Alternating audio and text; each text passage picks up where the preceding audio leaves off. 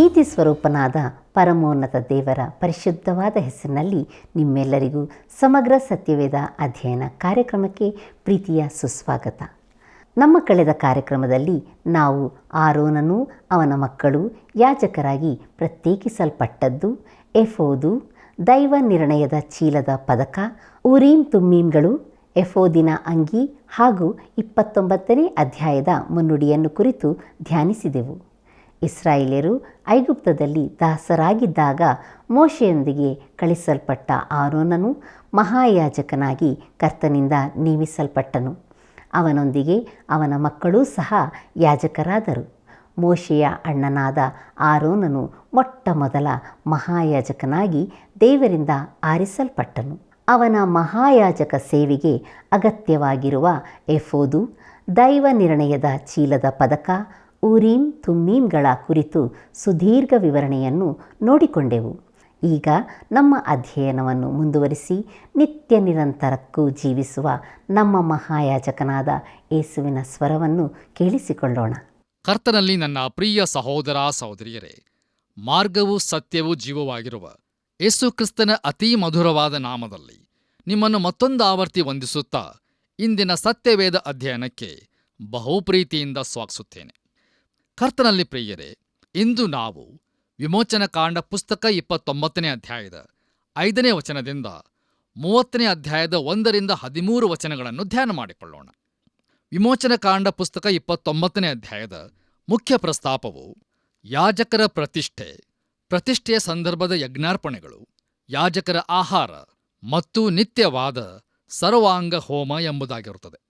ಈಗ ದಯಮಾಡಿ ನಿಮ್ಮ ಸತ್ಯವೇದದಲ್ಲಿ ವಿಮೋಚನಕಾಂಡ ಪುಸ್ತಕ 29ನೇ ಅಧ್ಯಾಯ 5ರಿಂದ 9 ವಚನಗಳನ್ನು ದಯಮಾಡಿ ನನ್ನೊಂದಿಗೆ ಗಮನಿಸಿರಿ. ಅಲ್ಲಿ ನಾವು ಹೀಗೆ ನೋಡುತ್ತೇವೆ: ಈ ವಸ್ತ್ರಗಳನ್ನು, ಅಂದರೆ ನಿಲುವಂಗಿಯನ್ನು, ಕವಚದ ಸಂಗಡ ತೊಟ್ಟುಕೊಳ್ಳತಕ್ಕ ಮೇಲಂಗಿಯನ್ನು, ಕವಚವನ್ನು, ಚೀಲದ ಪದಕವನ್ನು ಆರೋನನಿಗೆ ತೊಡಿಸಿ, ಕವಚದ ವಿಚಿತ್ರವಾದ ನಡುಕಟ್ಟನ್ನು ಕಟ್ಟಿಸಿ, ಅವನ ತಲೆಗೆ ಮುಂಡಾಸವನ್ನು ಹಾಕಿಸಿ, ಮುಂಡಾಸದ ಮೇಲೆ ಪವಿತ್ರ ಪಟ್ಟವನ್ನು ಕಟ್ಟಿಸಿ, ಅಭಿಷೇಕ ತೈಲವನ್ನು ಅವನ ತಲೆಯ ಮೇಲೆ ಅಭ್ಯಂಜನ ಮಾಡಿ ಅವನನ್ನು ಅಭಿಷೇಕಿಸಬೇಕು. ತರುವಾಯ ಅವನ ಮಕ್ಕಳನ್ನು ಹತ್ತಿರಕ್ಕೆ ಕರೆದು ಅವರಿಗೆ ನಿಲುವಂಗಿಗಳನ್ನು ತೊಡಿಸಿ, ಆರೋನನಿಗೂ ಅವನ ಮಕ್ಕಳಿಗೂ ನಡುಕಟ್ಟುಗಳನ್ನು ಕಟ್ಟಿಸಿ ಮುಂಡಾಸಗಳನ್ನು ಸುತ್ತಿಸಬೇಕು.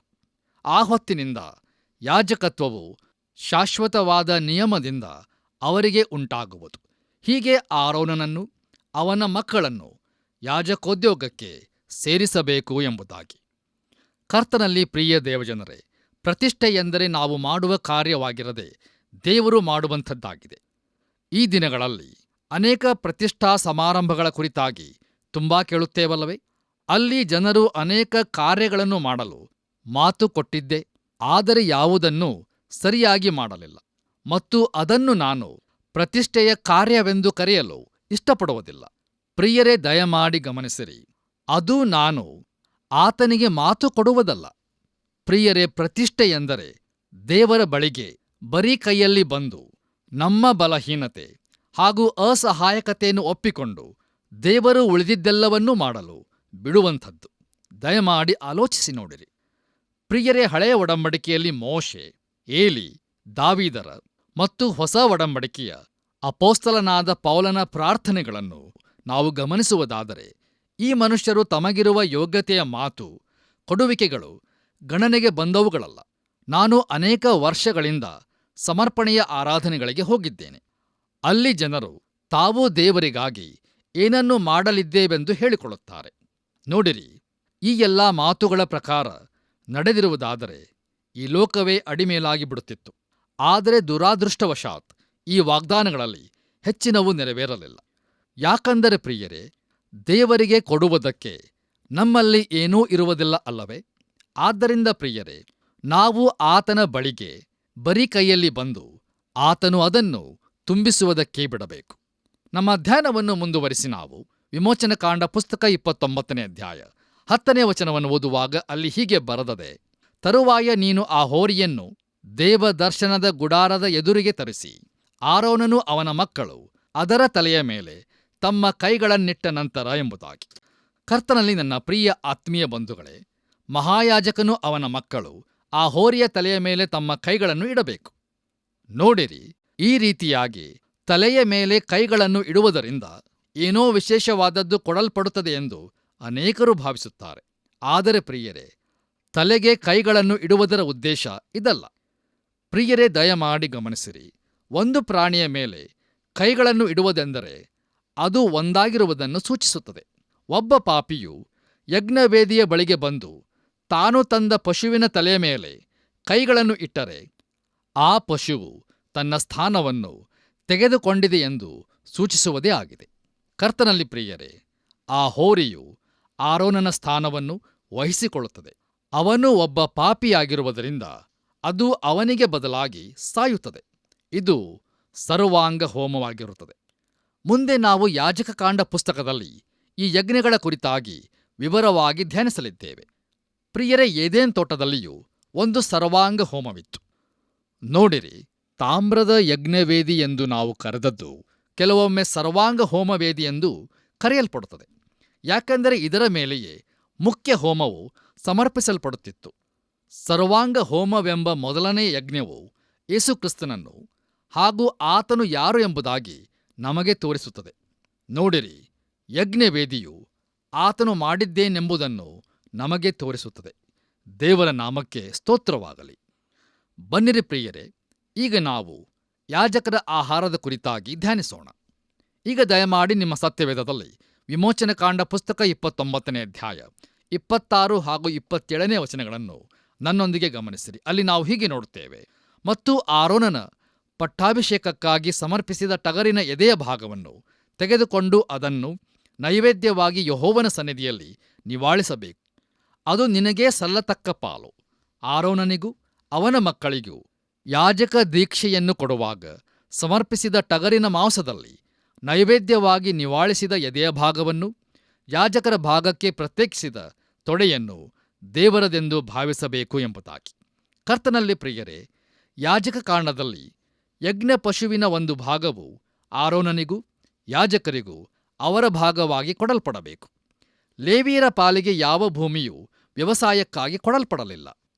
ಆದ್ದರಿಂದ ಅವರ ಪೋಷಣೆಗಾಗಿ ಮೇಲಿನ ಏರ್ಪಾಡನ್ನು ದೇವರು ಮಾಡಿದನು. ಲೇವಿಯರು ಗುಡಾರದಲ್ಲಿಯೂ ಮುಂದೆ ದೇವಾಲಯದಲ್ಲಿಯೂ ಸೇವೆ ಮಾಡಬೇಕಾಗಿದ್ದು ಹೋಮ ಪಶುವಿನ ಒಂದು ಭಾಗವನ್ನು ಅವರದಾಗಿ ಹೊಂದಬಹುದಿತ್ತು.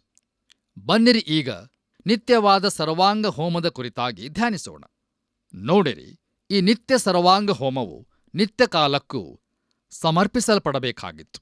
ನಮ್ಮ ಧ್ಯಾನದಲ್ಲಿ ಮುಂದುವರೆದು ನಾವು ವಿಮೋಚನಕಾಂಡ ಪುಸ್ತಕ 29ನೇ ಅಧ್ಯಾಯ 38ರಿಂದ 40 ವಚನಗಳನ್ನು ಓದುವಾಗ ಅಲ್ಲಿ ಹೀಗೆ ನೋಡುತ್ತೇವೆ: ಯಜ್ಞ ವೇದಿಯ ಮೇಲೆ ನಿತ್ಯವೂ ಸಮರ್ಪಿಸಬೇಕಾದದ್ದೇನೆಂದರೆ 1 ವರುಷದ 2 ಕುರಿಮರಿಗಳನ್ನು ದಿನಂಪ್ರತಿಯೂ ಹೋಮ ಮಾಡಬೇಕು. ಅವುಗಳಲ್ಲಿ ಒಂದನ್ನು ಪ್ರಾತಃ ಕಾಲದಲ್ಲಿ ಮತ್ತೊಂದನ್ನು ಸಾಯಂಕಾಲದಲ್ಲಿ ಸಮರ್ಪಿಸಬೇಕು. 1.5 ಸೇರು ಶ್ರೇಷ್ಠವಾದ ಎಣ್ಣೆಯನ್ನು 3 ಸೇರು ಗೋಧಿ ಹಿಟ್ಟನ್ನು ಬೆರೆಸಿ ಧಾನ್ಯ ಸಮರ್ಪಣೆಗಾಗಿ ಆ ಮೊದಲನೆಯ ಕುರಿಯ ಸಂಗಡ ಹೋಮ ಮಾಡಬೇಕು. ಪಾನ ದ್ರವ್ಯಾರ್ಪಣೆಗಾಗಿ 1.5 ಸೇರು ದ್ರಾಕ್ಷಾರಸವನ್ನು ಹೋಮ ಮಾಡಬೇಕು ಎಂಬುದಾಗಿ. ಕರ್ತನಲ್ಲಿ ನನ್ನ ಪ್ರಿಯ ಆತ್ಮೀಯ ಸ್ನೇಹಿತರೆ, ಈ ನಿತ್ಯವಾದ ಸರ್ವಾಂಗ ಹೋಮಗಳ ವಿವರವೂ ಕೂಡ ಯಾಜಕ ಕಾಂಡ ಪುಸ್ತಕದಲ್ಲಿ ನಮಗೆ ದೊರಕುತ್ತದೆ. ಈ ಹೋಮವು ಪ್ರತಿನಿತ್ಯವೂ ಸಮರ್ಪಿಸಬೇಕಾದದ್ದು. 1 ಕುರಿಯನ್ನು ಪ್ರಾತಃ ಕಾಲದಲ್ಲಿಯೂ ಇನ್ನೊಂದನ್ನು ಸಾಯಂಕಾಲದಲ್ಲಿಯೂ ಹೋಮ ಮಾಡಬೇಕಿತ್ತು.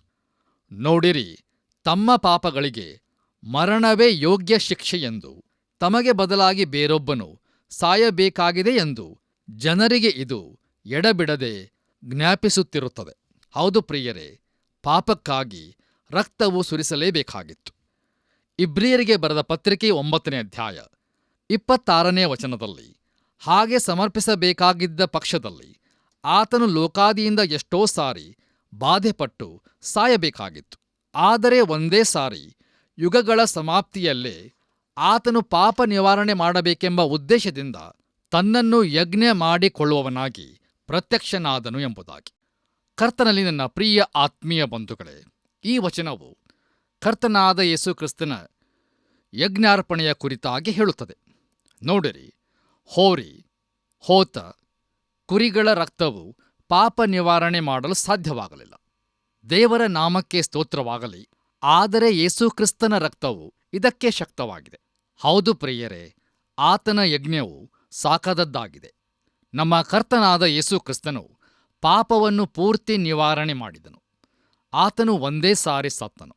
ಯುಗಾಂತ್ಯದಲ್ಲಿ ತನ್ನ ಯಜ್ಞದ ಮುಖಾಂತರ ಪಾಪ ನಿವಾರಣೆ ಮಾಡುವುದಕ್ಕೋಸ್ಕರ ಪ್ರತ್ಯಕ್ಷನಾದನು.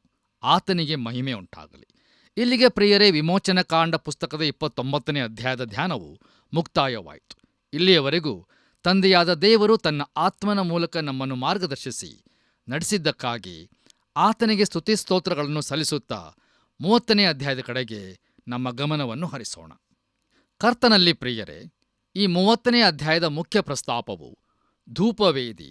ಈಡು ಕೊಟ್ಟವನು ಆರಾಧಿಸಬಹುದು, ಶುದ್ಧೀಕರಿಸಲ್ಪಟ್ಟವನು ಆರಾಧಿಸಬಹುದು, ಅಭಿಷೇಕಿಸಲ್ಪಟ್ಟವನು ಆರಾಧಿಸಬಹುದು ಮತ್ತು ಧೂಪ ಎಂಬುದಾಗಿರುತ್ತದೆ. ಕರ್ತನಲ್ಲಿ ನನ್ನ ಪ್ರಿಯ ಸಹೋದರ ಸಹೋದರಿಯರೇ, ಇದು ಆರಾಧನೆಯ ವಿಶೇಷ ಅಧ್ಯಾಯವಾಗಿದೆ. ನಾವು ಗುಡಾರದ ಮೊದಲನೆಯ ಭಾಗವಾದ ಪರಿಶುದ್ಧ ಸ್ಥಳವನ್ನು ಸರಿಯಾಗಿ ನೋಡುವುದಾದರೆ ಅಲ್ಲಿ 3 ವಸ್ತುಗಳನ್ನು ಕಾಣಬಹುದು. ಇವೆಲ್ಲವೂ ಆರಾಧನೆಯನ್ನು ಸೂಚಿಸುತ್ತವೆ. ಈಗಾಗಲೇ ನಾವು ದೀಪಸ್ತಂಭ ಹಾಗೂ ರೊಟ್ಟಿಯ ಮೇಜು ಇವನ್ನು ನೋಡಿದ್ದೇವೆ. ಆದರೆ ಇಲ್ಲಿ ಒಂದು ವೇದಿಯೂ ಇದೆ. ಅದು ಧೂಪಾರತಿಯ ವೇದಿ. ನೋಡಿರಿ, ರೊಟ್ಟಿಯ ಮೇಜು ಮತ್ತು ಚಿನ್ನದ ದೀಪಸ್ತಂಭಗಳು ದೇವ ಜನರು ಒಟ್ಟಾಗಿ ಸೇರಿ ಅನ್ಯೋನ್ಯತೆಯಲ್ಲಿ ಇರುವುದನ್ನು ಸೂಚಿಸುತ್ತವೆ. ಇದು ನಾವು ಒಟ್ಟಾಗಿ ಸೇರಿ ಹರಟೆ ಮಾತಾಡುವ ಸ್ಥಳವಲ್ಲ, ಕ್ರಿಸ್ತ ಯೇಸುವಿನಲ್ಲಿ ಪೋಷಣೆಯನ್ನು ಹೊಂದುವ ಸ್ಥಳವಾಗಿದೆ. ಅದು ಒಂದು ಔತಣಕೂಟವಾಗಿದೆ. ಹೌದು ಪ್ರಿಯರೇ, ಧೂಪದ ವೇದಿಯು ಪ್ರಾರ್ಥನೆಯ ಸ್ಥಳವಾಗಿದೆ. ದೇವರಿಗೆ ಮಹಿಮೆ ಉಂಟಾಗಲಿ. ನಮ್ಮ ಧ್ಯಾನವನ್ನು ಮುಂದುವರಿಸಿ ನಾವು ವಿಮೋಚನಕಾಂಡ ಪುಸ್ತಕ 30ನೇ ಅಧ್ಯಾಯ ಪ್ರಾರಂಭದ 2 ವಚನಗಳನ್ನು ಓದುವಾಗ ಅಲ್ಲಿ ಹೀಗೆ ನೋಡುತ್ತೇವೆ. ಸುಗಂಧ ದ್ರವ್ಯಗಳಿಂದ ಧೂಪ ಹಾಕುವುದಕ್ಕೆ ಜಾಲಿ ಮರದ ಧೂಪವೇದಿಯನ್ನು ಮಾಡಿಸಬೇಕು. ಅದು 1 ಮೊಳ ಉದ್ದವಾಗಿಯೂ 1 ಮೊಳ ಅಗಲವಾಗಿಯೂ ಚಚ್ಚೌಕವಾಗಿರಬೇಕು. ಅದರ ಎತ್ತರವು 2 ಮೊಳವಾಗಿರಬೇಕು. ಅದರ ಕೊಂಬುಗಳು ಅದರೊಂದಿಗೆ ಏಕವಾಗಿರಬೇಕು ಎಂಬುದಾಗಿ. ಕರ್ತನಲ್ಲಿ ಪ್ರಿಯರೇ, ಈ ವಾಕ್ಯ ಭಾಗದಲ್ಲಿ ತಿಳಿಸಲ್ಪಟ್ಟಿರುವ ಇದು ಒಂದು ಚಿಕ್ಕ ವೇದಿಯಾಗಿದೆ ಎಂಬುದಾಗಿ ತಿಳಿದು ಬರುತ್ತದೆ. ಮುಂದುವರೆದು ನಾವು ವಿಮೋಚನಕಾಂಡ ಪುಸ್ತಕ 30ನೇ ಅಧ್ಯಾಯ 3ನೇ ಹಾಗೂ 4ನೇ ವಚನಗಳನ್ನು ಓದುವಾಗ ಅಲ್ಲಿ ಹೀಗೆ ಬರೆದದೆ. ಅದರ ಮೇಲ್ಭಾಗಕ್ಕೂ 4 ಪಕ್ಕಗಳಿಗೂ ಕೊಂಬುಗಳಿಗೂ ಚೊಕ್ಕ ಬಂಗಾರದ ತಗಡುಗಳನ್ನು ಹೊದಿಸಬೇಕು. ಸುತ್ತಲೂ ಚಿನ್ನದ ಗೋಟು ಕಟ್ಟಿಸಬೇಕು. ಅದರ ಕೆಳಗೆ ವೇದಿಯ 2 ಪಾರ್ಶ್ವಗಳಲ್ಲಿ 2 ಚಿನ್ನದ ಬಳೆಗಳನ್ನು ಮೂಲೆಗಳಲ್ಲಿಯೇ ಹಾಕಿಸಬೇಕು. ವೇದಿಯನ್ನು ಹೊರುವುದಕ್ಕೆ ಕೋಲುಗಳನ್ನು ಅವುಗಳಲ್ಲಿ ಸೇರಿಸಬೇಕು ಎಂಬುದಾಗಿ. ಕರ್ತನಲ್ಲಿ ಪ್ರಿಯ ದೇವಜನರೇ, ಈ ಚಿಕ್ಕ ವಸ್ತುವನ್ನು ಹೊರುವುದಕ್ಕೆ ಸಾಧ್ಯವಾಗುವಂತೆ ಅದರಲ್ಲಿ ಬಳೆಗಳನ್ನು ಮಾಡಿಸಬೇಕಾಗಿತ್ತು. ಅರಣ್ಯಕಾಂಡ ಪುಸ್ತಕದಲ್ಲಿ ಅರಣ್ಯ ಪ್ರಯಾಣದ ಕಾಲದಲ್ಲಿ ಲೇವಿಯರು ಈ ಎಲ್ಲ ವಸ್ತುಗಳನ್ನು ಹೊರುತ್ತಿದ್ದರೆಂದು ತಿಳಿಸಲಾಗಿದೆ. ಮುಂದುವರೆದು ನಾವು 6ನೇ ವಚನವನ್ನು ಓದುವಾಗ ಅಲ್ಲಿ ಹೀಗೆ ನೋಡುತ್ತೇವೆ. ಆಜ್ಞಾಶಾಸನಗಳ ಮಂಜೂಷದ ಮುಂದಣ ತೆರೆಗೆ ಎದುರಾಗಿ, ಅಂದರೆ ಆಜ್ಞಾಶಾಸನಗಳ ಮೇಲಿರುವಂಥ ಕೃಪಾಸನದ ಮುಂದೆ ಅದನ್ನು ಇರಿಸಬೇಕು ಎಂಬುದಾಗಿ. ಕರ್ತನಲ್ಲಿ ನನ್ನ ಪ್ರಿಯ ಆತ್ಮೀಯ ಬಂಧುಗಳೇ, ಈ ವೇದಿಯನ್ನು ತೆರೆಗೆ ಎದುರಾಗಿ ಇಡಬೇಕಿತ್ತು. ನೋಡಿರಿ, ತೆರೆಯ ಇನ್ನೊಂದು ಬದಿಯಲ್ಲಿ ಮಂಜೂಷವೂ ಕೃಪಾಸನವೂ ಇದ್ದವು. ಹೌದು ಪ್ರಿಯರೇ, ಅದು ಆರಾಧನೆಯ ಸ್ಥಳವಾದ ಪರಿಶುದ್ಧ ಸ್ಥಳದಲ್ಲಿ ಇಡಲ್ಪಟ್ಟಿತ್ತು. ನಮ್ಮ ಧ್ಯಾನವನ್ನು ಮುಂದುವರಿಸಿ ನಾವು ವಿಮೋಚನಕಾಂಡ ಪುಸ್ತಕ 30ನೇ ಅಧ್ಯಾಯ 7ನೇ ಹಾಗೂ 8ನೇ ವಚನಗಳನ್ನು ಓದುವಾಗ ಅಲ್ಲಿ ಹೀಗೆ ನೋಡುತ್ತೇವೆ. ಆರೋನನು ಪ್ರತಿನಿತ್ಯವೂ ಹೊತ್ತಾರೆಯಲ್ಲಿ ದೀಪಗಳನ್ನು ಸರಿಪಡಿಸುವಾಗಲೂ ಸಾಯಂಕಾಲದಲ್ಲಿ ದೀಪಗಳನ್ನು ಹೊತ್ತಿಸುವಾಗಲೂ ಅದರ ಮೇಲೆ ಸುಗಂಧ ದ್ರವ್ಯಗಳಿಂದ ಧೂಪವನ್ನು ಹಾಕಬೇಕು. ಹೀಗೆ ನಿಮ್ಮಿಂದಲೂ ನಿಮ್ಮ ಸಂತತಿಯವರಿಂದಲೂ ಯೆಹೋವನ ಸನ್ನಿಧಿಯಲ್ಲಿ ನಿತ್ಯವಾದ ಧೂಪ ಸಮರ್ಪಣೆಯು ಇರಬೇಕು ಎಂಬುದಾಗಿ. ಕರ್ತನಲ್ಲಿ ಪ್ರಿಯ ದೇವಜನರೇ, ಈ ವೇದಿಯು ಯಜ್ಞ ಅರ್ಪಿಸುವ ವೇದಿಯಾಗಿರುವುದಿಲ್ಲ ಎಂದು ಈ ವಾಕ್ಯ ಭಾಗವು ನಮಗೆ ಬಹುಸ್ಪಷ್ಟವಾಗಿ ತಿಳಿಸುತ್ತದೆ. ಹಾಗೆಯೇ ಮುಂದುವರೆದು ನಾವು ವಿಮೋಚನಕಾಂಡ ಪುಸ್ತಕ 30ನೇ ಅಧ್ಯಾಯ 9ನೇ ವಚನವನ್ನು ಓದುವಾಗ ಅಲ್ಲಿ ಹೀಗೆ ನೋಡುತ್ತೇವೆ. ಆ ವೇದಿಯ ಮೇಲೆ ಬೇರೆ ಯಾವ ಧೂಪವನ್ನು ಹಾಕಕೂಡದು. ಅದರ ಮೇಲೆ ಹೋಮವನ್ನಾಗಲಿ ಧಾನ್ಯ ದ್ರವ್ಯವನ್ನಾಗಲಿ ಪಾನ ದ್ರವ್ಯವನ್ನಾಗಲಿ ಸಮರ್ಪಿಸಕೂಡದು ಎಂಬುದಾಗಿ. ಕರ್ತನಲ್ಲಿ ಪ್ರಿಯರೇ, ದಯಮಾಡಿ ಗಮನಿಸಿರಿ. ಕೇವಲ ಧೂಪ, ಅದೂ ಕೂಡ ನಿರ್ದಿಷ್ಟ ರೀತಿಯ ಧೂಪವು ಈ ವೇದಿಯ ಮೇಲೆ ಇರಿಸಲ್ಪಡಬೇಕು. ಯಾಜಕರು ದೀಪಸ್ತಂಭದಲ್ಲಿನ ದೀಪವನ್ನು ಹೊತ್ತಿಸುವಾಗಲೆಲ್ಲ ಒಳಗೆ ಹೋಗಿ ಧೂಪವನ್ನು ಹಾಕಬೇಕು. ನೋಡಿರಿ, ಈ ವೇದಿಯು ಪ್ರಾರ್ಥನೆಯನ್ನು ಸೂಚಿಸುತ್ತದೆ. ಯಾಕಂದರೆ ಧೂಪವು ಸತ್ಯವೇದದಲ್ಲಿ ಅನೇಕ ಕಡೆಗಳಲ್ಲಿ ಪ್ರಾರ್ಥನೆ ಹಾಗೂ ಸ್ತೋತ್ರಗಳಿಗೆ ಸೂಚಿತವಾದದ್ದನ್ನು ನಾವು ಗಮನಿಸುತ್ತೇವೆ. ಕೀರ್ತನೆಗಳು 14ನೇ ಅಧ್ಯಾಯ ಪ್ರಾರಂಭದ 2 ವಚನಗಳಲ್ಲಿ ಅರಸನಾದ ದಾವೀದನು ನನ್ನ ಪ್ರಾರ್ಥನೆಯು ಧೂಪದಂತೆಯೂ ಎಂಬುದಾಗಿ ಹೇಳುತ್ತಾನೆ. ಪ್ರಕಟಣೆ ಪುಸ್ತಕದಲ್ಲಿಯೂ ಈ ಧೂಪದ ಚಿತ್ರಣ ಇರುತ್ತದೆ. ಪ್ರಕಟಣೆ ಪುಸ್ತಕ 8ನೇ ಅಧ್ಯಾಯ 3ನೇ ವಚನದಲ್ಲಿ, ಆಮೇಲೆ ಮತ್ತೊಬ್ಬ ದೇವದೂತನು ಬಂದು ಯಜ್ಞವೇದಿಯ ಬಳಿಯಲ್ಲಿ ನಿಂತನು. ಅವನ ಕೈಯಲ್ಲಿ ಚಿನ್ನದ ಧೂಪಾರತಿ ಇತ್ತು. ಸಿಂಹಾಸನದ ಮುಂದಣ ಚಿನ್ನದ ಧೂಪವೇದಿಯ ಮೇಲೆ ದೇವಜನರೆಲ್ಲರ ಪ್ರಾರ್ಥನೆಗಳ ಜೊತೆಯಲ್ಲಿ ಸಮರ್ಪಿಸುವುದಕ್ಕಾಗಿ ಅವನಿಗೆ ಬಹಳ ಧೂಪ ಕೊಡಲ್ಪಟ್ಟಿತು ಎಂಬುದಾಗಿ ನೋಡುತ್ತೇವೆ. ಲೂಕನು ಬರೆದ ಸುವಾರ್ತೆ 1ನೇ ಅಧ್ಯಾಯ 9ನೇ ವಚನದಲ್ಲಿ ದೇವಾಲಯದೊಳಕ್ಕೆ ಹೋಗಿ ಧೂಪವನ್ನರ್ಪಿಸುವುದು ಯಾಜಕರ ಮರ್ಯಾದೆಯ ಪ್ರಕಾರ ಅವನ ಪಾಲಿಗೆ ಬಂತು ಎಂಬುದಾಗಿ ನೋಡುತ್ತೇವೆ. ಕರ್ತನಲ್ಲಿ ಪ್ರಿಯರೇ, ಜಕರೀಯನು ಲೇವಿ ಕುಲದವನಾಗಿದ್ದು ದೇವಾಲಯದಲ್ಲಿ ಸೇವೆ ಮಾಡುತ್ತಿದ್ದನು. ಈ ವಚನದ ಪ್ರಕಾರ ಅವನು ಧೂಪವೇದಿಯ ಬಳಿ ಸೇವೆ ಮಾಡುತ್ತಿದ್ದನು ಮತ್ತು ಅದು ಪ್ರಾರ್ಥನೆಯ ಸಮಯವಾಗಿತ್ತು. ವೈದ್ಯನಾದ ಲೂಕನು ತನ್ನ ಸುವಾರ್ತೆಯನ್ನು ಆರಂಭಿಸುವಾಗ ಧೂಪವೇದಿಯ ಬಳಿ ಜಕರೀಯನೊಂದಿಗೆ ಪ್ರಾರಂಭಿಸುತ್ತಾನೆ. ಅಂದರೆ ಧೂಪವೇದಿಯ ಬಳಿಯಲ್ಲಿ ಜಕರೀಯನಿಗೆ ಒಂದು ಸಂದೇಶವನ್ನು ಕೊಡುವುದರ ಮೂಲಕ ತನ್ನ 400 ವರ್ಷಗಳ ಮೌನವನ್ನು ಮುರಿದನು. ಹೌದು ಪ್ರಿಯರೇ, ಧೂಪವು ನಮಗಾಗಿ ವಿಜ್ಞಾಪನೆ ಮಾಡುವ ಯೇಸುಕ್ರಿಸ್ತನ ಸಂಕೇತವಾಗಿದೆ. ನೋಡಿರಿ, ಆರೋನನು ಈ ಆರಾಧನೆಯ ಸ್ಥಳದಲ್ಲಿ ಸೇವೆಯನ್ನು ಮಾಡುತ್ತಿದ್ದನು. ನಮ್ಮ ಕರ್ತನಾದ ಯೇಸುಕ್ರಿಸ್ತನು ಮೆಲ್ಕಿಜೆದೇಕನ ತರಹದ ಯಾಜಕನಾಗಿದ್ದರೂ ಇಲ್ಲಿ ಆರೋನನು ಯೇಸುಕ್ರಿಸ್ತನ ಸಂಕೇತವಾಗಿದ್ದಾನೆ. ಕರ್ತನಲ್ಲಿ ಪ್ರಿಯರೇ, ಇಬ್ರಿಯರಿಗೆ ಬರೆದ ಪತ್ರಿಕೆಯಲ್ಲಿ ಒಂದು ವಿಚಿತ್ರವಾದಂಥ ಸಂಗತಿಯನ್ನು ನಾವು ನೋಡುತ್ತೇವೆ. ಅದು ಯಾವುದೆಂದರೆ, ಧೂಪವೇದಿಯು ಅತಿ ಪರಿಶುದ್ಧ ಸ್ಥಳದಲ್ಲಿರುವುದೇ ಆಗಿದೆ. ನೋಡಿರಿ, ಆ ಧೂಪವೇದಿಯು ಯಾವ ಸ್ಥಳಕ್ಕೆ ಸಂಬಂಧಿಸಿದ್ದು ಎಂಬುದನ್ನು ಇಬ್ರಿಯರಿಗೆ ಬರೆದ ಪತ್ರಿಕೆಯ ಗ್ರಂಥಕರ್ತನಿಗೆ ತಿಳಿದಿಲ್ಲವೇನೋ ಎಂಬಂತಿದೆ. ವಿಮೋಚನಕಾಂಡ ಪುಸ್ತಕದಲ್ಲಿರುವಂತೆ ಪರಿಶುದ್ಧ ಸ್ಥಳದ ಬದಲಾಗಿ ಆ ಧೂಪವೇದಿಯನ್ನು ಯಾಕೆ ಅವನು ಅತಿ ಪರಿಶುದ್ಧ ಸ್ಥಳಕ್ಕೆ ಸ್ಥಳಾಂತರಿಸಿದನು? ಅದಕ್ಕೆ ಕಾರಣವೇನೆಂದರೆ, ಇಬ್ರಿಯರಿಗೆ ಪತ್ರಿಕೆಯನ್ನು ಬರೆಯುವಾಗ ಯೇಸು ಕ್ರಿಸ್ತನು ಶಿಲುಬೆಯ ಮೇಲೆ ಸತ್ತಿದ್ದನು ಮತ್ತು ಪರಿಶುದ್ಧ ಸ್ಥಳ ಹಾಗೂ ಅತಿ ಪರಿಶುದ್ಧ ಸ್ಥಳದ ನಡುವೆ ಇದ್ದ ಆ ತೆರೆಯು 2 ಭಾಗವಾಗಿ ಹರಿದು ಹೋಗಿತ್ತು. ಅಷ್ಟು ಮಾತ್ರವಲ್ಲ, ಆತನು ಪರಲೋಕಕ್ಕೆ ಏರಿ ಹೋಗಿರುವುದರಿಂದ ಧೂಪವೇದಿಯು ಈಗ ಪರಲೋಕದಲ್ಲಿ ಇರುತ್ತದೆ. ನಾವು ಯೇಸುಕ್ರಿಸ್ತನ ಮೂಲಕ ದೇವರ ಬಳಿಗೆ ಬರುತ್ತೇವೆ. ಆತನೇ ನಮ್ಮ ಶ್ರೇಷ್ಠ ಮಧ್ಯಸ್ಥಗಾರನು. ಹೌದು ಪ್ರಿಯರೇ, ಯೇಸುಕ್ರಿಸ್ತನು ಪರಲೋಕದಲ್ಲಿದ್ದಾನೆ ಮತ್ತು ಧೂಪವೇದಿಯು ಆತನು ನಿಂತಿರುವ ಸ್ಥಳದ ಕುರಿತು ಮಾತಾಡುತ್ತದೆ. ಆದ್ದರಿಂದ ಪ್ರಿಯರೇ, ನಾವು ಪ್ರಾರ್ಥನೆಯೊಂದಿಗೆ ದೇವರ ಬಳಿಗೆ ಬರುವಾಗ ನಾವು ನಮ್ಮ ಕರ್ತನಾದ ಯೇಸುಕ್ರಿಸ್ತನ ಮುಖಾಂತರವೇ ಬರಬೇಕು. ಕರ್ತನಲ್ಲಿ ಪ್ರಿಯರೇ, ನಾನು ಈಗ ರಕ್ಷಿಸಲ್ಪಟ್ಟಿರುವುದರಿಂದ ಈಗ ನಾನು ನೇರವಾಗಿ ದೇವರ ಬಳಿಗೆ ಹೋಗಬಹುದೆಂದು ಅನೇಕರು ಹೇಳುವುದನ್ನು ನಾನು ಕೇಳಿದ್ದೇನೆ.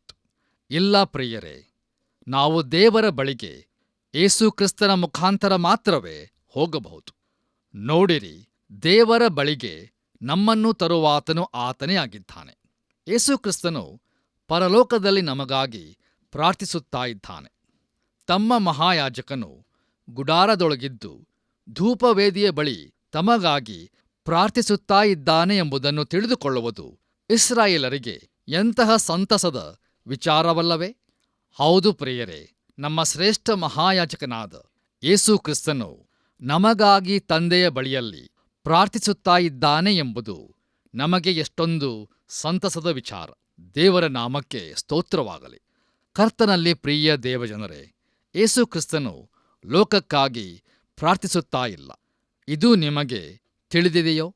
ಯೋಹಾನನು ಬರೆದ ಸುವಾರ್ತೆ 17ನೇ ಅಧ್ಯಾಯ 9ನೇ ವಚನದಲ್ಲಿ ಯೇಸು ಕ್ರಿಸ್ತನು ತಾನೇ ಹೀಗೆ ಹೇಳಿದ್ದಾನೆ, ನಾನು ಇವರಿಗೋಸ್ಕರ ಕೇಳಿಕೊಳ್ಳುತ್ತೇನೆ, ಲೋಕಕ್ಕೋಸ್ಕರ ಕೇಳಿಕೊಳ್ಳದೆ ನೀನು ನನಗೆ ಕೊಟ್ಟವರಿಗೋಸ್ಕರವೇ ಕೇಳಿಕೊಳ್ಳುತ್ತೇನೆ, ನಿನ್ನವರಾಗಿದ್ದಾರೆ ಎಂಬುದಾಗಿ.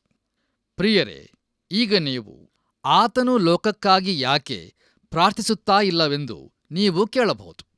ನೋಡಿರಿ, ಯೇಸು ಕ್ರಿಸ್ತನು ಲೋಕಕ್ಕೋಸ್ಕರ ಸತ್ತನು ಮತ್ತು ಆತನನ್ನು ಅಂಗೀಕರಿಸುವವರಿಗೆ ಕ್ರಿಸ್ತನನ್ನು ದೊರಕುವಂತೆ ಪವಿತ್ರಾತ್ಮನು ಸಹಾಯ ಮಾಡುತ್ತಾನೆ. ಯೇಸು ಕ್ರಿಸ್ತನು ಲೋಕದ ಪಾಪಕ್ಕಾಗಿ ಸಾಯುವುದಕ್ಕಿಂತ ಹೆಚ್ಚಿನದೇನನ್ನೂ ಮಾಡಲು ಸಾಧ್ಯವಿಲ್ಲ. ತನ್ನನ್ನು ರಕ್ಷಕನನ್ನಾಗಿ ಅಂಗೀಕರಿಸಿದವರಿಗಾಗಿ ಪ್ರಾರ್ಥಿಸುವವನಾಗಿ ಆತನು ಈಗ ಪರಲೋಕದಲ್ಲಿದ್ದಾನೆ. ಆತನು ಇದನ್ನು ನೋಡುತ್ತಾನೆಂಬುದಕ್ಕಾಗಿ ನಾನು ಸಂತೋಷಪಡುತ್ತೇನೆ. ಯಾಕಂದರೆ ಪ್ರಿಯರೇ, ಅದಿಲ್ಲದಿರುತ್ತಿದ್ದರೆ ನಾವು ಈ ಲೋಕದಲ್ಲಿ ಹೆಚ್ಚಿನದೇನನ್ನೂ ಸಾಧಿಸಲು ಆಗುತ್ತಿರಲಿಲ್ಲ. ಹೌದು ಪ್ರಿಯರೇ, ನಮಗಾಗಿ ಪ್ರಾರ್ಥಿಸುವ ಶ್ರೇಷ್ಠ ಮಹಾಯಾಜಕನೊಬ್ಬನು ನಮಗಿರುವುದು ಎಂಥ ವಿಶೇಷವಾದಂಥ ಸಂಗತಿಯಾಗಿದೆಯಲ್ಲವೇ? ಪ್ರಿಯರೇ, ದಯಮಾಡಿ ಗಮನಿಸಿರಿ. ಏಸು ಯಾರಾಗಿದ್ದಾನೆ ಮತ್ತು ಆತನು ಕ್ರೂಜೆಯಲ್ಲಿ ನಮಗಾಗಿ ಏನು ಮಾಡಿದ್ದಾನೆ ಎಂಬುದಕ್ಕಾಗಿ ದೇವರು ನಮ್ಮ ಪ್ರಾರ್ಥನೆಗಳನ್ನು ಕೇಳುತ್ತಾನೆ. ಆತನ ನಾಮಕ್ಕೆ ಸ್ತೋತ್ರವಾಗಲಿ.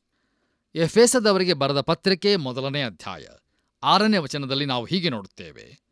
ಆತನು ತನ್ನ ಕೃಪೆಯನ್ನು ಪ್ರಖ್ಯಾತಿಗೆ ತರಬೇಕೆಂದು ನಮ್ಮನ್ನು ಯೇಸು ಕ್ರಿಸ್ತನ ಮೂಲಕ ತನ್ನ ಪುತ್ರರನ್ನಾಗಿ ಸ್ವೀಕರಿಸುವುದಕ್ಕೆ ದಯಾಪೂರ್ವಕವಾದ ತನ್ನ ಚಿತ್ತಾನುಸಾರವಾಗಿ ಮೊದಲೇ ಸಂಕಲ್ಪ ಮಾಡಿದ್ದನು. ಈ ಕೃಪಾದಾನವು ಆತನ ಪ್ರಿಯನಲ್ಲಿಯೇ ನಮಗೆ ದೊರೆಯಿತು ಎಂಬುದಾಗಿ. ಹೌದು ಪ್ರಿಯರೇ, ಯೇಸು ಕ್ರಿಸ್ತನಿಗೋಸ್ಕರ ತಂದೆಯಾದ ದೇವರು ನಮ್ಮನ್ನು ತನ್ನ ಪ್ರಿಯನಲ್ಲಿ ಸ್ವೀಕರಿಸುತ್ತಾನೆ.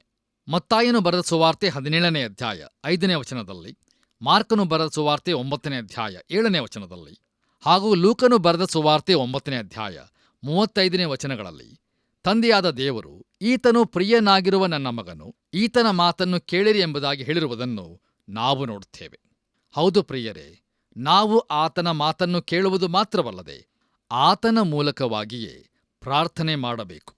ಯೋಹಾನನು ಬರೆದ ಸುವಾರ್ತೆ 14ನೇ ಅಧ್ಯಾಯ 4ನೇ ವಚನದಲ್ಲಿ, ನೀವು ನನ್ನ ಹೆಸರಿನಲ್ಲಿ ಏನಾದರೂ ಬೇಡಿಕೊಂಡರೆ ಅದನ್ನು ನೆರವೇರಿಸುವೆನು ಎಂದು ಯೇಸು ಕ್ರಿಸ್ತನು ತಾನೇ ಹೇಳಿದ್ದಾನೆ. ನೋಡಿರಿ ಪ್ರಿಯರೇ, ಆತ್ಮದಲ್ಲಿ ಪ್ರಾರ್ಥಿಸುವುದೆಂದರೆ ಇದೇ ಆಗಿದೆ. ಕರ್ತನಲ್ಲಿ ನನ್ನ ಪ್ರಿಯ ಆತ್ಮೀಯ ಸ್ನೇಹಿತರೆ, ಈ ವೇದಿಯು ಇತರ ವಸ್ತುಗಳಿಂದ ಪ್ರತ್ಯೇಕವಾಗಿರಿಸಲ್ಪಟ್ಟಿರುವುದನ್ನು ನಾವು ನೋಡಬಹುದು. ಯಾಜಕರು ಮಾತ್ರವೇ ಇಲ್ಲಿ ಆರಾಧಿಸಬಹುದು. ಈ ಸ್ಥಳಕ್ಕೆ ಪ್ರವೇಶಿಸಲು ಅರಸನಾದ ಉಜ್ಜೀಯನು ಪ್ರಯತ್ನಿಸಿದಾಗ ಅವನು ಕುಷ್ಠರೋಗದಿಂದ ಹೊಡೆಯಲ್ಪಟ್ಟನು ಎಂಬುದಾಗಿ 2ನೇ ಪೂರ್ವಕಾಲ ವೃತ್ತಾಂತ 26ನೇ ಅಧ್ಯಾಯ 16ರಿಂದ 21 ವಚನಗಳಲ್ಲಿ ನಾವು ನೋಡುತ್ತೇವೆ. ಹೌದು ಪ್ರಿಯರೇ, ಯಾಜಕರು ಮಾತ್ರ ಪ್ರಾರ್ಥಿಸಬಹುದು ಮತ್ತು ಯೇಸು ಕ್ರಿಸ್ತನಲ್ಲಿ ಪ್ರತಿಯೊಬ್ಬ ವಿಶ್ವಾಸಿಯೂ ಯಾಜಕನೇ ಆಗಿದ್ದಾನೆ.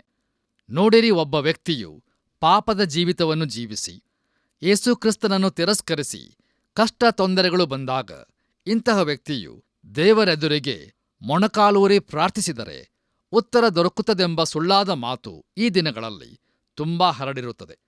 ಚಲನಚಿತ್ರಗಳಲ್ಲಿಯೂ ಸಹ ಹೀಗೆಯೇ ತೋರಿಸುತ್ತಾರೆ. ಅನೇಕ ಪ್ರಸಂಗಿಗಳು ಸಹ ಈ ರೀತಿಯಾಗಿ ಬೋಧಿಸುತ್ತಾರೆ. ಆದರೆ ಪ್ರಿಯರೇ, ದೇವರು ಈ ರೀತಿಯಾದ ಪ್ರಾರ್ಥನೆಗಳಿಗೆ ಉತ್ತರವನ್ನು ಕೊಡುವುದಿಲ್ಲ. ಇದರ ಕುರಿತಾಗಿ ನಾವು ಬಹಳ ಎಚ್ಚರದಿಂದ ಇರೋಣ. ಒಬ್ಬ ಪಾಪಿಯು ದೇವರಿಗೆ ಮಾಡಬಹುದಾದ ಒಂದೇ ಪ್ರಾರ್ಥನೆಯು, ದೇವರೇ, ಪಾಪಿಯಾದ ನನ್ನನ್ನು ಕರುಣಿಸು ಎಂಬುದಾಗಿದೆ. ಹೀಗೆ ನಾವು ಪ್ರಾರ್ಥಿಸುವಾಗ ದೇವರು ನಮ್ಮ ಪ್ರಾರ್ಥನೆಯನ್ನು ಕೇಳಿ ಆತನು ಉತ್ತರವನ್ನು ಕೊಡುತ್ತಾನೆ. ಆಗ ಕರ್ತನಲ್ಲಿ ಪ್ರಿಯರೇ, 8ನೇ ವಚನದಲ್ಲಿ ನಾವು ಈ ಧೂಪವು ಕರ್ತನೆದುರು ಸದಾಕಾಲವು ಅವರ ಎಲ್ಲಾ ಸಂತತಿಯವರಿಂದಲೂ ಹಾಕಲ್ಪಡಬೇಕೆಂಬುದಾಗಿ ನೋಡುತ್ತೇವೆ. ನೋಡಿರಿ, ದೇವರಿಗೆ ಸತತವಾದ ಸ್ತುತಿಯು ಸಲ್ಲಬೇಕು. ಥೆಸಲೋನಿಕದವರಿಗೆ ಬರೆದ 1ನೇ ಪತ್ರಿಕೆ 5ನೇ ಅಧ್ಯಾಯ 16ನೇ ವಚನದಲ್ಲಿ ಪ್ರಾರ್ಥಿಸಬೇಕೆಂಬುದಾಗಿ ಗಮನಿಸುತ್ತೇವೆ. ಪ್ರಿಯರೇ, ಧೂಪದ ವೇದಿಯ ಮೇಲೆ ದೀಪವು ಬೆಳಿಗ್ಗೆಯೂ ಸಂಜೆಯೂ ಇರತಕ್ಕದ್ದು. ಮಹಾಯಾಜಕನು ಗುಡಾರದೊಳಗೆ ಸ್ವಲ್ಪ ಸಮಯ ಕಳೆಯುತ್ತಾನೆ. ಆ ಧೂಪದ ಸುವಾಸನೆಯು ಅವನ ಅಂಗಿಗಳಿಗೂ ಹತ್ತಿದ್ದು ಅವನು ಹೊರಗೆ ಬರುವಾಗ ಇದು ಜನರಿಗೂ ಗೊತ್ತಾಗುತ್ತದೆ. ಅವನ ಮೇಲಿನ ಸುವಾಸನೆಯು ಒಳ್ಳೆಯದಾಗಿರುತ್ತದೆ. ಈ ಮಹಾಯಾಜಕನು ದಾಟಿ ಹೋಗುವಾಗ ಜನರಿಗೆ ಅವನಿಂದ ಹೊರಟ ಸುವಾಸನೆಯು ಬರುತ್ತದೆ. ಆದರೆ ಪ್ರಿಯರೇ, ಈ ದಿನಗಳಲ್ಲಿ ಭಕ್ತರಲ್ಲಿ ಸರಿಯಾದ ಸುವಾಸನೆಯು ಹೊರಡುವುದಿಲ್ಲ. ನೋಡಿರಿ, ಸರಿಯಾದ ಸುವಾಸನೆಯು ಪ್ರಾರ್ಥನೆಯೇ ಆಗಿದೆ. ಆದ್ದರಿಂದ ಪ್ರಿಯರೇ, ನಮ್ಮ ಪ್ರಾರ್ಥನೆಗಳು ಸುಮಧುರವಾದ ವಾಸನೆಯಂತೆ ದೇವರ ಸನ್ನಿಧಾನಕ್ಕೆ ಏರಿ ಹೋಗಲಿ. ಕರ್ತನಲ್ಲಿ ಪ್ರಿಯರೇ, ದಯಮಾಡಿ ಗಮನಿಸಿರಿ. ನಾವು ಪ್ರಾರ್ಥನೆಯಲ್ಲಿ ಸಮಯವನ್ನು ಕಳೆಯುವುದಾದರೆ ಅದರ ಸುವಾಸನೆಯು ನಮ್ಮ ವಸ್ತ್ರಗಳಲ್ಲಿಯೂ ಇರುತ್ತದೆ. ದಯಮಾಡಿ ಆಲೋಚಿಸಿ ನೋಡಿರಿ. ಬನ್ನಿರಿ ಪ್ರಿಯರೇ, ನಮ್ಮ ಇಂದಿನ ಧ್ಯಾನವನ್ನು ಮುಕ್ತಾಯಗೊಳಿಸುವ ಹಾಗೆ ಕೊನೆಯದಾಗಿ ನಾವು ವಿಮೋಚನಕಾಂಡ ಪುಸ್ತಕ 30ನೇ ಅಧ್ಯಾಯ 12 ಮತ್ತು 13ನೇ ವಚನಗಳನ್ನು ಓದಿಕೊಳ್ಳೋಣ. ಅಲ್ಲಿ ನಾವು ಹೀಗೆ ನೋಡುತ್ತೇವೆ: ನೀನು ಖಾನೇಶುಮಾರಿಯಾಗತಕ್ಕ ಇಸ್ರಾಯೇಲರನ್ನು ಲೆಕ್ಕಿಸುವಾಗ ಅವರೊಳಗೆ ವ್ಯಾಧಿ ಸಂಭವಿಸದಂತೆ ಪ್ರತಿಯೊಬ್ಬನು ತನ್ನ ಪ್ರಾಣಕ್ಕೆ ಈಡಾಗಿ ಯೆಹೋವನಿಗೆ ಕಪ್ಪವನ್ನು ಕೊಡಬೇಕು. ಲೆಕ್ಕಿಸಲ್ಪಟ್ಟವರಲ್ಲಿ ಸೇರುವ ಪ್ರತಿಯೊಬ್ಬನು ಯೆಹೋವನಿಗೆ ₹1/2 ಮೇರೆಗೆ ₹1/2 ಕಪ್ಪವಾಗಿ ಕೊಡಬೇಕು ಎಂಬುದಾಗಿ. ಕರ್ತನಲ್ಲಿ ಪ್ರಿಯ ದೇವಜನರೇ, ಇದು ಆರಾಧನೆಯ 2ನೆಯ ಅವಶ್ಯಕತೆಯಾಗಿತ್ತು. ನೋಡಿರಿ, ಅವರು ಬಿಡುಗಡೆಯನ್ನು ಹೊಂದಲಿರುವುದರಿಂದ ಅವರಲ್ಲಿ ಯಾವ ವ್ಯಾಧಿಯೂ ಇರಬಾರದಾಗಿತ್ತು. ಅವರು ಬೆಳ್ಳಿಯನ್ನು ಈಡಾಗಿ ಕೊಡಬೇಕಾಗಿತ್ತು. ಹೌದು ಪ್ರಿಯರೇ, ಬೆಳ್ಳಿಯು ಬಿಡುಗಡೆಯ ಸಂಕೇತವಾಗಿದೆ. ನೋಡಿರಿ, ಆರಾಧಿಸುವವರೆಲ್ಲರೂ ಬಿಡುಗಡೆಯನ್ನು ಹೊಂದಿದವರಾಗಿರಬೇಕು.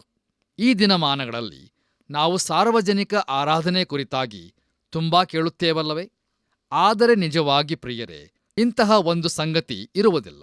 ಕರ್ತನಲ್ಲಿ ಪ್ರಿಯರೇ, ದಯಮಾಡಿ ಗಮನವಿಟ್ಟು ಆಲಿಸಿರಿ. ವಿಮೋಚಿಸಲ್ಪಟ್ಟವರು ಮಾತ್ರ ಆರಾಧಿಸಬಹುದು. ಆದರೆ ಬಿಡುಗಡೆ ಹೊಂದಲು ಮಾರ್ಗವು ಯಾರಿಗಾದರೂ ತೆರೆಯಲ್ಪಟ್ಟಿದೆ. ದೇವರಿಗೆ ಮಹಿಮೆಯುಂಟಾಗಲಿ. ಇಲ್ಲಿಗೆ ಪ್ರಿಯರೇ, ಇಂದಿನ ವಾಕ್ಯ ಧ್ಯಾನವು ಮುಕ್ತಾಯವಾಯಿತು. ಮುಂದಿನ ಕಾರ್ಯಕ್ರಮದಲ್ಲಿ ನಾವು ವಿಮೋಚನಕಾಂಡ ಪುಸ್ತಕ 30ನೇ ಅಧ್ಯಾಯ 17ನೇ ವಚನದಿಂದ ನಮ್ಮ ಧ್ಯಾನವನ್ನು ಮುಂದುವರಿಸೋಣ.